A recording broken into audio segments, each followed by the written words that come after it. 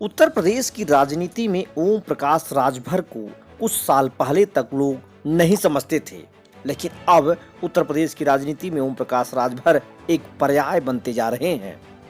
सबसे पहले उन्होंने 2020 में जब मुलाकात की लखनऊ में असदुद्दीन ओवैसी के साथ, तो चर्चा वहीं से तेज हो गई। उसके बाद लगातार उनकी मुलाकात कभी शिवपाल सिंह यादव के साथ होती, तो कभी संजय सिंह के साथ और कभी रह करके अन्य नेताओं के साथ होती रही। लेकिन आज जब उनकी मुलाकात चंद्रशेखर रावण से हुई, तो चर्चा फिर तेज हो चुकी है। उन्होंने कुछ दिन पहले बाबू सिंह कुशवाहा, जो राष्ट्रीय अध्यक्ष जन अधिकार पार्टी, उनसे मुलाकात की। कृष्णा पटेल, राष्ट्रीय अध्यक्ष जनता दल कमरेदवादी, उनसे मुलाकात की। बाबू रामपाल, जो राष्ट्रीय अध्यक्ष हैं राष्ट्रीय उदय पार्टी, उससे बात की।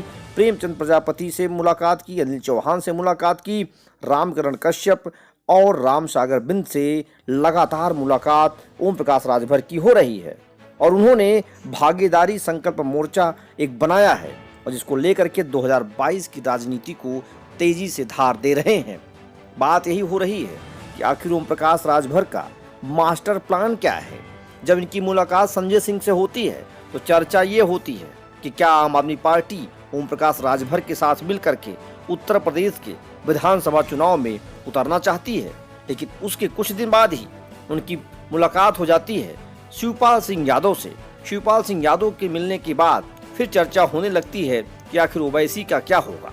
असदुद्दीन ओवैसी की मुलाकात जब ओम प्रकाश राजभर से होती है, तो चर्चा वहीं से तेज हुई और चर्चा इतनी तेज हुई कि उत्तर प्रदेश के बाहर भी लोग समझने लगे और समझने का प्रयास करने लगे कि आखिर उत्तर प्रदेश में राजभर का कितना बड़ा कद है।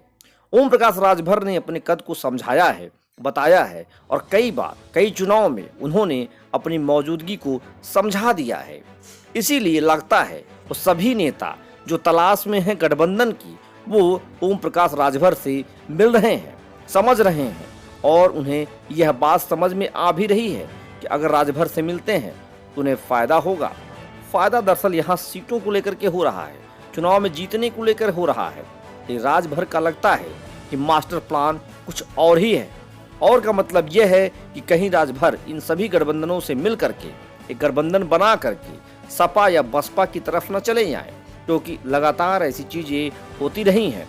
वहीं ओवैसी भी सतर्क हो चुके हैं, उन्हें भी समझ में आ रहा है अगर राजभर उनके साथ नहीं रहेंगे तो नुकसान किसी को नहीं, लेकिन फायदा भी नहीं हो पाएगा। यही बात लगातार उत्तर प्रदेश के बाहर भी हो रही है कि आखिर राजभर लगातार उन सभी नेताओं से क्यों मिल रहे हैं जब उन्हें गठबंधन बनाने की जरूरत ही नहीं है। क्या इसमें कोई मास्टर प्लान है या इसमें कोई और रणनीति है।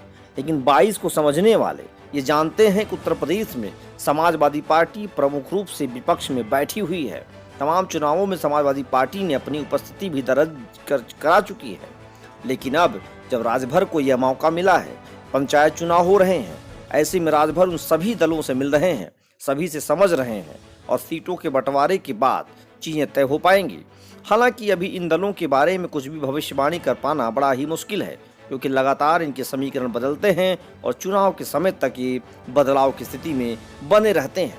लेकिन राजभर लगातार उत्तर प्रदेश के सभी कोने में जा रहे हैं और कोने कोने के नेताओं से मुलाकात कर रहे हैं। गठबंधन की लिस्ट बड़ी होती जा रही है। हमने कुछ नामों को आपको बताया है और उन नामों के अलावा भी अभी कई नाम ऐसे हैं जिनके साथ राजभर मिलना चाहते हैं। भागीदारी संकल्प मोर्चे की कहानी शुरू हो गई है, जिसमें बाबू सिंह कुशवाहा भी हैं। सभी को पता है बाबू सिंह कुशवाहा एक बड़े नेता रहे, लेकिन कई चुनाव उन्होंने लड़ा, न ही जीते और न ही उन्हें कोई फायदा मिला। कृष्णा पटेल की क्या हैसियत है, इसके बारे में भी चर्चा कर पाना अभी मुश्किल है। लेकिन वहीं रावण काफ़ी तेजी से आगे बढ़ रहे हैं और आपको लगातार यहाँ पर अपडेट जानकारी मिलती रहेगी। आप देखते रहिए पोल टॉक। चैनल सब्सक्राइब करना नहीं भूलिए। धन्यवाद।